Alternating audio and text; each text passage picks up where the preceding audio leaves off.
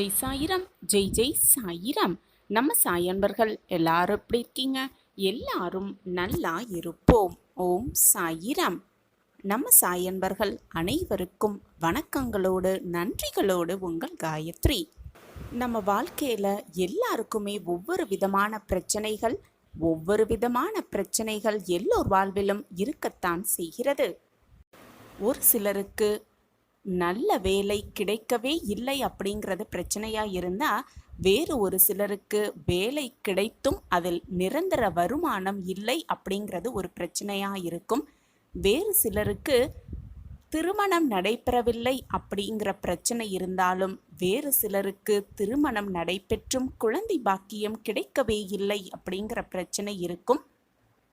இப்படி ஒவ்வொரு வாழ்க்கையிலும் அவங்கவுங்க வாழ்க்கை முறைப்படி பிரச்சனைகள் சின்னதாகவோ பெரியதாகவோ இருந்துக்கிட்டு தான் இருக்குது. ஆனால் எல்லார் வாழ்க்கையிலும் மிக முக்கியமான தேவையாக இருக்கிறது வெற்றி. அந்த வெற்றியை தேடி தான் நம்ம எல்லாருமே பிரச்சனைகளை மீறி ஓடிக்கிட்டே இருக்கோம். நம்ம எல்லார் வாழ்க்கையிலும் என்னதான் சவால்கள் வந்தாலும் அனைத்து சவால்களையும் வென்று அனைத்தையும் தாண்டி நம் வாழ்க்கையின் வெற்றியை நாம் அடைந்தே தீர வேண்டும் அப்படிங்கிற எண்ணம் நம் மனதில் இருந்தால் போதும். அந்த விதியையும் மாற்றிவிடலாம், விதியையும் போராடி மீட்டே விடலாம். நம் விதி மாறிவிட்டது என்ற நம்பிக்கை உள்ளவர்கள் மத்தியில் எப்பொழுதுமே வெற்றி நிலைத்தே இருக்கும். அப்படி விதியை மாற்றி நம்மால் முடியும் என்று நினைத்தால் நிச்சயமாக வெற்றியை நம்பசமாக்கிக் கொள்ளலாம். வெற்றியை எப்பொழுதும் நிரந்தரமாகவே நம்மிடம் இருப்பு வைத்து கொள்ளலாம். விதியையும் வென்றே காட்டலாம்.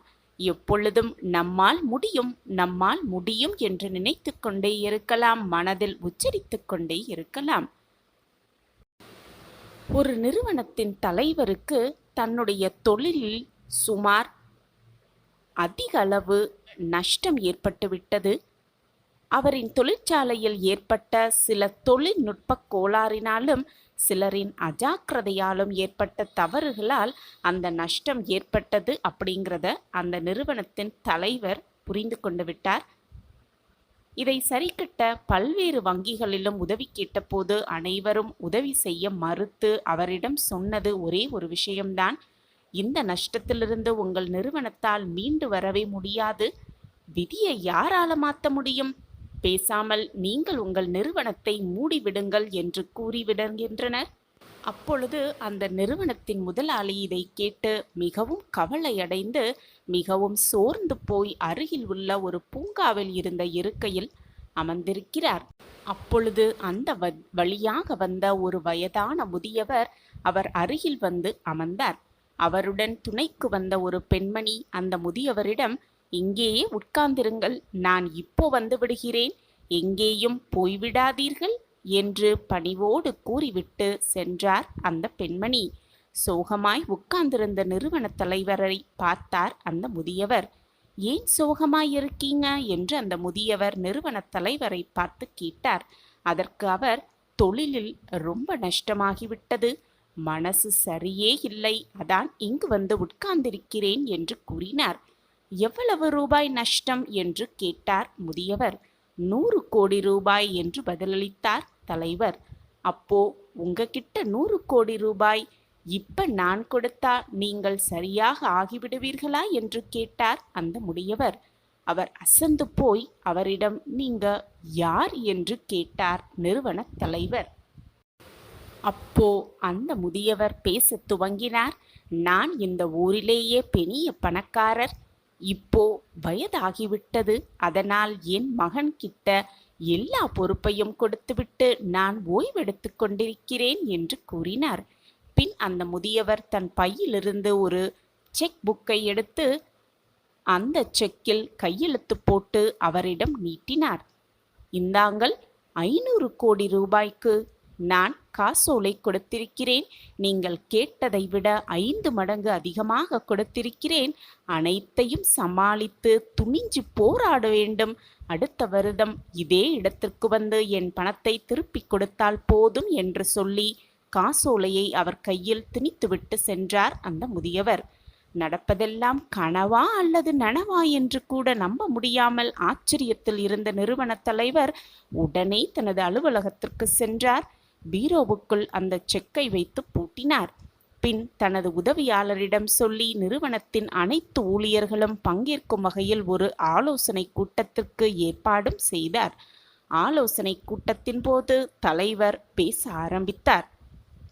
நண்பர்களே, நம் கம்பெனிக்கு இந்த வருடம் 100 கோடி ரூபாய் நஷ்டம் ஏற்பட்டுள்ளது. அது மட்டுமன்றி நிலைமையை சமாளிக்க இப்போ என் கையில் கடனாக வாங்கிய 500 கோடி ரூபாய்க்கான செக் உள்ளது. அதை ஒரு பாதுகாப்புக்காக நான் வைத்திருக்கிறேனே தவிர உபயோகப்படுத்தவே மாட்டேன். நம் கம்பெனியில் ஏன் நஷ்டம் ஆனது, அதற்கு என்ன காரணம் என்று தீவிரமாக ஆராய்ந்து பிரச்சனையை கண்டுபிடித்து களைய வேண்டும். அதற்கு உங்களின் ஆதரவும் ஒத்துழைப்பும் எனக்கு தேவை. நான் உங்களில் ஒருவன். உங்கள் ஒவ்வொருவரின் உழைப்பும் அர்ப்பணிப்பும் இல்லாமல் நம் நிறுவனத்தால் எதுவுமே சாதிக்கவே முடியாது என்று கூறி முடித்தார். அந்த பேச்சை கேட்ட பின்னர் அந்த நிறுவனத்தின் ஊழியர்கள் கடுமையாக உழைத்தார்கள். தவறுகள் கண்டுபிடிக்கப்பட்டு களையப்பட்டது. நிறுவனத்திற்கு லாபம் சிறுக சிறுக சேர ஆரம்பித்தது. வருடத்தின் இறுதியில் நிறுவனத்தின் வருமானத்தை கணக்கு பார்த்தபோது மொத்தமாக 600 கோடி ரூபாய் சேர்ந்து இருந்தது. சரியாக ஒரு வருடம் முடிந்த பின்னர் அந்த பணக்கார முதியவர் கொடுத்த காசோலையை எடுத்துக்கொண்டு பூங்காவிற்கு சென்றார். முதியவரிடம் நன்றி கூறுவதற்காக அவரை எதிர்பார்த்து அதே இருக்கையில் உட்கார்ந்திருந்தார் முதலாளி. வெகு நேரமாகியும் அந்த முதியவரை காணவே இல்லை. கொஞ்ச தூரத்தில் ஒரு பெண் வருவது தெரிந்தது.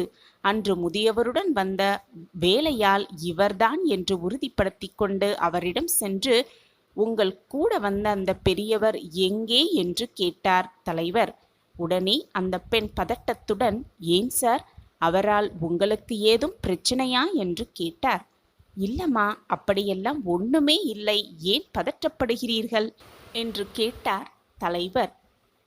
இல்லை, அவர் கொஞ்சம் மனநிலை சரியில்லாதவர். உதவி செய்கிறேன் என்று சொல்லிவிட்டு அவருடைய பழைய காசோலையை பார்க்கிறவங்க அனைவருக்கும் எழுதி கொடுத்து கொண்டே இருப்பார் என்று அந்த பெண்மணி கூறி முடித்தார். இதை கேட்ட நிறுவன தலைவர் வாயடைத்து போய் நின்றார். நம்மால் முடியும் என்று நினைத்தால் விதியையும் வெல்ல முடியும். அனைத்து சோதனைகளையும் கடந்து முன்னேற வேண்டும் என்ற எண்ணமே நம்மை சரிவிலிருந்து காப்பாற்றியிருக்கிறது என்ற உண்மை அவருக்கு புரிய ஆரம்பித்தது. விதியை நினைத்து சோர்ந்து போய் முடங்கி கிடக்காமல் நம்மால் எதையும் செய்ய முடியும் என்று முதலில் நாம் நம்ப வேண்டும். நம் மனதிற்கு அதை உணர்த்த வேண்டும். அப்பொழுது நம் வாழ்வில் வெற்றியை அடைந்தே தீர முடியும். அடைந்தே தீரலாம். விதியை மாற்றியமைக்கலாம். விதியை நம் வசம் ஆக்கிக் கொள்ளலாம். சில பிரார்த்தனைகள் நிறைவேறவில்லை என்பதால் வாழ்க்கையே முடிந்து விடாது. ஏதோ ஒரு காரணத்தால் தான் சாயப்பா உன்னை காப்பாற்றியிருக்கிறேன் என்று மகிழ்ச்சிக்குள் மனதை நிம்மதியாக வைத்துக்கொள். என் அன்பு பிள்ளையே, எப்பொழுதுமே எது வந்தாலுமே, உன் வாழ்க்கையை தலைகீழாக மாறும் சூழ்நிலை வந்தாலுமே எப்பொழுதுமே சிரித்து கொண்டே இரு. நீ அழ பிறந்தவர் அல்ல, ஆள பிறந்தவர் என்பதை மனதால் நினைத்துக்கொள். எப்பொழுதுமே உன் முகத்தில் ஒரு புன்னகையோடு இரு. உனக்கு வரும் கஷ்டங்கள் கூட உன் புன்னகையை பார்த்துவிட்டு வந்த வழி தெரியாமல் வந்த வழியே திரும்பிவிடும். என் அன்பு பிள்ளையே, எப்பொழுதும் மனதை போட்டு குழப்பிக்கொண்டே இருக்காதே. வேதனையோடு தவிக்காதே. உனக்கான மகிழ்ச்சியான வாழ்க்கை உன்னை நோக்கி வரப்போகிறது. அப்போது உன் வாழ்க்கையில் குற்ற உணர்வுகளும் பயமும் இருந்த தடம் தெரியாமல் மறைந்து போகும். நான் உன்னோடு இருக்கிறேன் என்ற நினைப்பும் உனக்கு வரும். இவ்வுலகில் யார் உன்னை கைவிட்ட போதிலும் நான் உன்னை கைவிடவே மாட்டேன். நீ என்னை மறந்தாலும் நான் உன்னை மறக்கவே மாட்டேன். பெற்ற பிள்ளையை தாய் என்றாவது மறந்ததுண்டா? தன் பிள்ளையை பாதுகாப்பதைத் தவிர வேறு வேலையே எனக்கில்லை. உன் அன்பிற்காக ஏங்கிக் கொண்டிருக்கும் உன் சாயி. நீ என்னுடைய பாசத்திற்காகவும் ஆசிர்வாதத்திற்காகவும் ஏங்கிக் கொண்டிருக்கிறாய். நான் உன்னுடைய அன்பிற்கு கட்டுப்பட்டு இருக்கிறேன். சாயப்பா உன்னோடு இருக்கும் வரை நீ கவலைப்படவோ கஷ்டப்பட வேண்டிய அவசியமே இல்லை. என் குழந்தையே, உன் கவலை நீ உருவாக்கியதுதான் அல்ல, உருவாக்கப்பட்டது. அது உன்னை உருக்கிவிட்டது என்பதனை நான் அறிவேன். உன் கவலைகளை கன பொழுதில் களைய நான் வருகிறேன். அமைதியாக இரு. நான் உன்னோடு எப்பொழுதும் இருப்பேன். ஒன்றை நன்றாக புரிந்து கொள் என் பிள்ளையே. பூர்வ ஜென்மத்தின் புண்ணியத்தாலேயே நீ என்னை அடையாளம் கண்டிருக்கிறாய். எனக்கு செய்யும் சேவையின் மூலம்தான் உனக்கு நன்மையடைந்து உனக்கு சேவகம் செய்ய நான் ஆரம்பிப்பேன். உனது நிலை முற்றிலும் மாறி இன்பமயமாகும். உன் வாழ்க்கையே இன்பமயமாகும். துன்பத்திற்கும் உனக்கும் நெடுந்தூரம் இருக்கும். அப்போது நீ என்னை நோக்கி கூப்பிடுவாய். சாயி சாயி என்று ஒரு முறை சொன்னால் போதும், நான் உனக்கு உடனடியாக பதில் தருவேன். உன் பெயரை யார் சொன்னாலும் அவர்களுக்கும் உதவி செய்வேன். இவ்வளவு விஷயங்கள் உன் வாழ்வில் நடைபெற வேண்டும் என்பதற்காகவே கஷ்டத்தை உனக்கு அனுமதித்தேன். ஏனென்றால் இந்த மாதிரியான கஷ்டத்தை உன்னை தவிர வேறு யாராலும் தாங்க முடியாது. தாங்கிக் கொள்ளக்கூடிய கஷ்டத்தை மட்டுமே என் பிள்ளைகளுக்கு நான் எப்பொழுதும் தருவேன். உன்னால் மட்டுமே இது முடியும் என்று எனக்கு மிக நன்றாகவே தெரியும். இந்த துன்ப சுமை தூக்கி இன்ப நிலைக்கு வழிகாட்ட நீ எனக்கு தேவை. அதனால் என் அன்பு குழந்தையே, நான் உன்னை படம் போட்டு கொண்டிருக்கிறேன். மனம் புண்ணாகி போனதே என்று வருந்தாதே. வாழ்க்கையில் எதுவுமே நிலையாக இல்லை என்று ஏங்காதே. இதோ என் மென்மையான கரங்களால் உன்னை வருடிக் கொண்டிருக்கிறேன். உன் பக்கத்திலேயே நான் இருந்திக் கொண்டிருக்கிறேன். உன் வாழ்க்கை விரைவில் பொன்னான வாழ்க்கையாக மாறும் தருணம் உன்னை நோக்கி வந்து கொண்டே இருக்கிறது. மிக பெரிய திருப்பம் உன் வாழ்வில் நடைபெற நான் உனக்கு எப்பொழுதுமே உறுதியாக இருப்பேன். என்மேல் முழுமையாக நம்பிக்கை வைத்துவிடு. இந்த துன்பம் துயரம் இதற்கு விடிவே இல்லையா என்று நீ என்னிடம் கேட்ட கேள்வி நிச்சயமான நல்ல பதிலை உனக்கு கிடைக்கும். இனி நீ நினைத்த வாழ்க்கை உனக்கு கிடைக்கும். என் வாக்கு என்றுமே பொய்யாகாது. கண்களில் வழியும் நீருடன் நிரந்தர தீர்வுக்காக உன் வாழ்க்கையில் ஏற்பட்ட துயரங்களுக்கான நிரந்தர தீர்வை என்னை நோக்கி நீ காத்து கொண்டிருக்கிறாய். அழாதே, கண்களை துடைத்துக்கொள். அந்த கண்ணீரை ஆனந்த கண்ணீராக மாற்றுவது என்னுடைய பொறுப்பு. என் அன்பு பிள்ளையே, உன்னோடு நான் இருக்கிறேன்.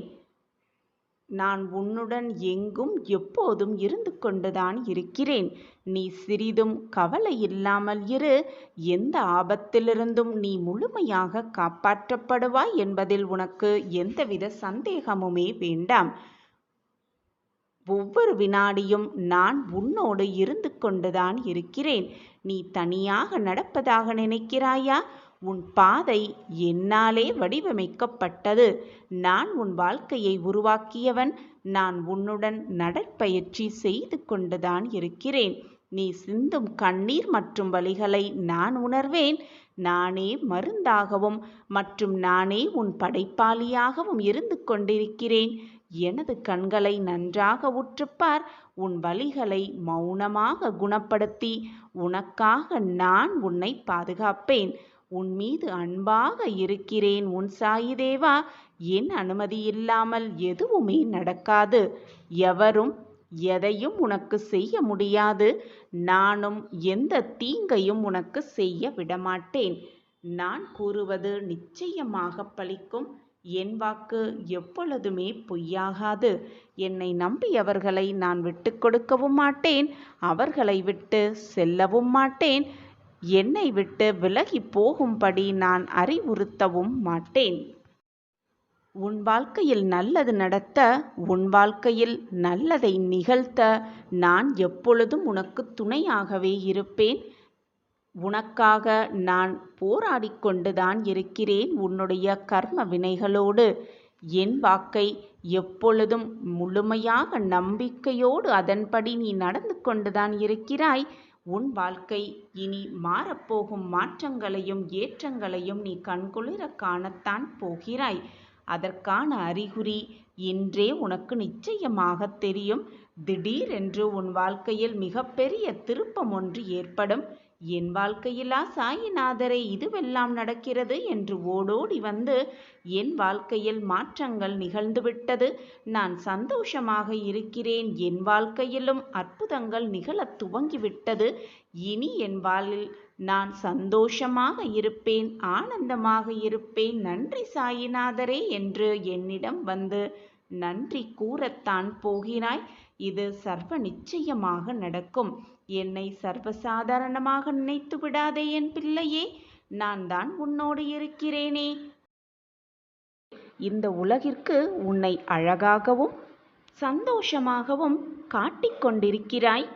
மனதில் எந்த சலனமும் இல்லாமல் எப்பொழுதும் சந்தோஷமாக சிறகடித்து பறக்கும் பட்டாம்பூச்சியைப் போல நீயும் உன் வாழ்க்கையை சந்தோஷமாக வாழ்ந்து கொண்டிருக்கிறாய். வாழ்ந்து கொண்டிருப்பதைப் போல் நடித்து கொண்டிருக்கிறாய் என்பது உன் சாயப்பாவிற்கு தெரியும் தானே. தங்கமே, கண்ணீரே இல்லாத வாழ்வை வரமாக பெற இதை கண்களை மூடிக்கொண்டு முழுவதுமாக கேள். உன்னுடைய கண்களில் வழியும் நீரை ஆனந்த கண்ணீராக மாற்றுவது உன் சாயப்பாவின் பொறுப்பு. உனக்கென்ன குறை, உனக்கென்ன கவலை, சந்தோஷமாகத்தானே இருக்கிறாய் என்று உன்னை சுற்றி இருப்பவர்கள் உன்னை பார்த்து கேட்டாலும் உன் மனதில் உள்ள கவலையும் வேதனையும் குமுறல்கள் அனைத்தையும் உன் சாயப்பா அறிவேன். நீ சொல்லிதான் எனக்கு தெரிய வேண்டும் என்றில்லை. என்னை ஒரு பார்வை பார்த்தாலே போதும், உன் மனதில் உள்ள அனைத்தையும் நான் புரிந்து கொள்வேன் என் தங்கமே. தங்கமே, கவலைப்படாதே. உன் கண்ணீரெல்லாம் உன் உடலிலிருந்து வற்றி போகும் அளவிற்கு அழுது தீர்த்து விட்டாய். இனி உன் கண்ணீரெல்லாம் மாறப்போகிறது. ஆனந்த களிப்பில் சந்தோஷத்தில் சந்தோஷமாக பொங்கி எழப்போகிறாய். அது உன் சாயப்பாவின் பொறுப்பு. உன்னுடைய கண்ணீர் காலங்களிலிருந்து வெகு தொலைவாக உன்னை நான் அழைத்து செல்லப் போகிறேன். அந்த இடத்தில் சந்தோஷம் மட்டுமே நிறைந்து இருக்கும். கண்ணீருக்கோ வேதனைக்கோ சோதனைக்கோ மன குமுறல்களுக்கோ அங்கே இடம் இருக்கவே இருக்காது என் குழந்தையே. யாரிடமும் பகைமை கொள்ளாதே, யார் மனதையும் புண்படுத்தாதே, மறந்தும் கூட யாரையும் நோகடிக்காதே. மற்றவர்கள் மீது பகைமை வளர்த்து கொண்டால் உன் நிம்மதிதான் தொலையுமே தவிர எதையுமே சாதிக்கவே முடியாது. எனவே மற்றவர்கள் உனக்கு கெடுதலே செய்திருந்தாலும் அவர்களை மிக சுலபமாக மன்னித்துவிடு. அதுவே அவர்களுக்கு நீ கொடுக்கும் தண்டனை. இதுவரை உன் வாழ்வில் நடந்தவையெல்லாம் நடந்தவையாகவே இருக்கட்டும், முடிந்ததெல்லாம் முடிந்ததாகவே இருக்கட்டும். இனி உன் வாழ்வில் என்ன நடக்கப் போகிறதோ ஏது நடக்கப் போகிறதோ என்று பயத்தோடு இருந்து உன் மனதை உன் நிம்மதியை நீயே தொலைத்து கொள்ளாதே. இப்பொழுது இந்த நொடி எவ்வளவு மகிழ்ச்சியாகவும் ஆனந்தமாகவும் இருக்க முடியுமோ அவ்வளவு சந்தோஷமாக இரு, அமைதியாக இரு. உனக்கு வேண்டியதை வழங்க உன் அப்பா இருக்கிறேன். பின் ஏன் உனக்கு பயம்? முடிந்ததை நினைத்து நினைத்து வருந்துவதை விட உன்னால் இது முடியும், உன்னால் சாதிக்க முடியும், உன்னால் வெற்றியை எட்டி பிடிக்க முடியும் என்று சொல்பவர்களிடம் உன் பழக்கத்தை அதிகப்படுத்திக்கொள். அவர்களிடம் உன் நட்பை அதிகமாக வளர்த்துக்கொள். அப்பொழுது அவர்களின் எண்ணம் போல் உன் எண்ணம் போல் உன்னுடைய வார்த்தைகளில் வரும் நேர்மறை சிந்தனை போல் எல்லாமே உனக்கு நல்லமயமாகவே மாறும். எதையும் யோசிக்காமல் இதை முழுவதுமாக கேள். இன்று இரவுக்குள் நீ இழந்த ஒன்றை உனக்கு தரப்போகிறேன் உன் சாயிதேவா. குழந்தையே, உன் மனதில்தான் ஏன் இத்தனை சஞ்சலங்கள்? உன் மனக்குழப்பம் உன் முகத்தில்தான் எனக்கு நன்றாக தெரிகிறதே. கண்மணியே, உன் பழைய காலங்களெல்லாம் கனிந்து புதிய பயணத்தில் நீ உன் வாழ்க்கையை பயணிக்கப் போகிறாய். இதுவரை முடிந்ததையெல்லாம் நினைத்து வருந்தாதே. போனது போகட்டும், முடிந்தது முடிந்தவையாகவே இருக்கட்டும். இனி உன் வாழ்வில் நிகழப்போவதை மட்டுமே உன் மனதில் எண்ணிக்கொண்டிரு. எண்ணம் போல் உன் வாழ்வு நல்லபடியாகவே அமையும். நீ நினைப்பதற்கு மேலாக உன் வாழ்க்கையை மாற்றுவேன் உன் சாயிதேவா. சாயிநாதரே, எத்தனை காலம்தான் என் வாழ்வு இப்படியே இருக்கும்? எப்பொழுதுதான் என் வாழ்க்கையில் விடியல் வரும்? இதுதானே உன் மனப் போராட்டத்திற்கும் உன் மனக்குழப்பத்திற்குமான கேள்வி. உன்னுடைய துன்பங்கள் எல்லாம் ஒரு முடிவுக்கு வரப்போகிறது. உன் வாழ்வில் சங்கடங்களையும் சோதனைகளையும் இது நாள் வரை அதிகமாக சந்தித்துள்ளாய். குழந்தையே, நீ உன் வாழ்வில் அதிகமாக சோதனைகளையும் போராட்டங்களையும் சந்தித்து கொண்டிருக்கிறாய் என்றால் வாழ்க்கையின் அடுத்த கட்டத்தில் அடியெடுத்து வைத்துவிட்டாய் என்றுதான் அர்த்தம். அதிகமாக துன்பங்கள் வந்து கொண்டே இருக்கிறது என்றால் ரெட்டிப்பு மகிழ்ச்சி, ரெட்டிப்பு சந்தோஷம், புதுவிதமான ஆனந்தமும் ஆச்சரியமும் வந்து கொண்டே இருக்கிறது. கூடிய விரைவில் உன் வாழ்வில் நல்ல மாற்றங்கள் நிகழும் என்றுதான் அர்த்தம். கண்மணியே, நீ உன் வாழ்வில் புதிதாய் ஒரு பயணத்தை மேற்கொள்ளப் போகிறாய். புதியதாய் ஒரு வழி, பிரகாசமான வழி உன் கண்களுக்கு தெரிய போகிறது. அந்த வழியில் பயணிக்கப் போகிறாய். உன் அருகிலேயே உன் சாயப்பாவும் உன்னுடனேயே பயணிப்பேன்.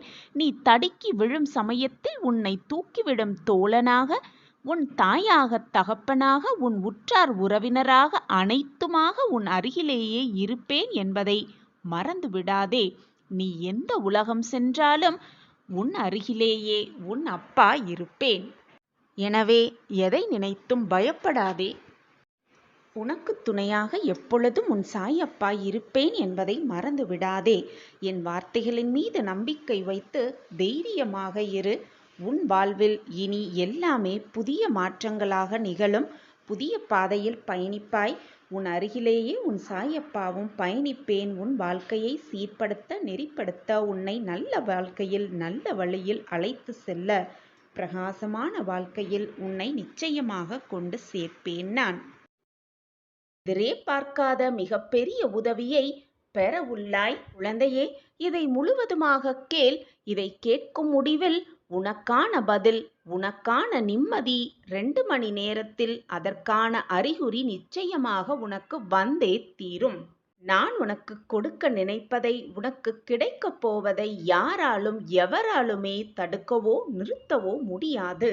உன்னுடைய முயற்சிக்கு தேவையான அனைத்து வசதி வாய்ப்புகளையும் நான் உனக்கு ஏற்படுத்தியே தீருவேன். குழந்தையே, உன்னுடைய தேவைகளெல்லாம் மனமுருக நான் உனக்கு நிறைவேற்றியே தீருவேன்.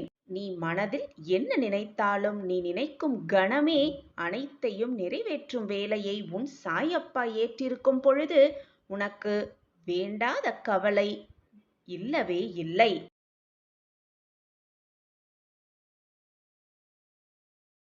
ஒவ்வொரு நாளும் எந்த துயரம் வந்தால் அப்படி இருக்கையில் உனக்கு தேவையானதை தக்க சமயத்தில் தகுந்த நேரத்தில் உனக்கு கொடுக்காமல் போய்விடுவேனா? நிச்சயமாக செய்வேன் என் கண்மணியே. நீ எப்படி என்னையே நினைத்து கொண்டிருக்கிறாயோ அதே போல நானும் உன்னைத்தான் நினைத்து கொண்டிருக்கிறேன். என் பார்வை எப்பொழுதும் உன் மீதுதான் உள்ளது. மிகப்பெரிய உதவி உனக்கு கிடைக்க செய்வேன். அதுவும் 2 மணி நேரத்தில். அதற்கான அறிகுறி உன் கண்களுக்கு நிச்சயமாக தென்படும். உன் காதுகளுக்கு நிச்சயமாக புலப்படும். இது உன் சாயப்பாவின் சத்திய வாக்கேதான். எல்லா உதவிகளையும் உனக்கு கிடைக்க செய்வேன். இனி என்னுடைய ஆசிர்வாதம் முழுமையாக உனக்கு உண்டு. நீ போராடும் மிகப்பெரிய பிரச்சனையிலிருந்து மீளப் போகிறாய். அது உன் வாழ்க்கையிலிருந்து ஓடப் போகிறது. உன் வேதனையை தீர்க்கவே உன் அப்பா வந்திருக்கிறேன். இதுவரை நம்பிக்கையோடு காத்திருந்தாயல்லவா? உன் பொறுமைக்கான காத்திருப்பு, உன் பொறுமைக்கான பரிசு, உன் பொறுமைக்கான பதிலோடு உன் அப்பா வருகிறேன். வந்து உனக்கு புரிய வைப்பேன் அனைத்தையும். அனைத்து நன்மையும் என்னால் உனக்கு கிடைக்கப்படும். குழந்தையே, வாழ்க்கையின் குறிக்கோளை அடைய ஒரு வழியும் இல்லாததைப் போல், உன் கண்களுக்கு புலப்படாததைப் போல் எண்ணிக்கொண்டிருக்கிறாய்.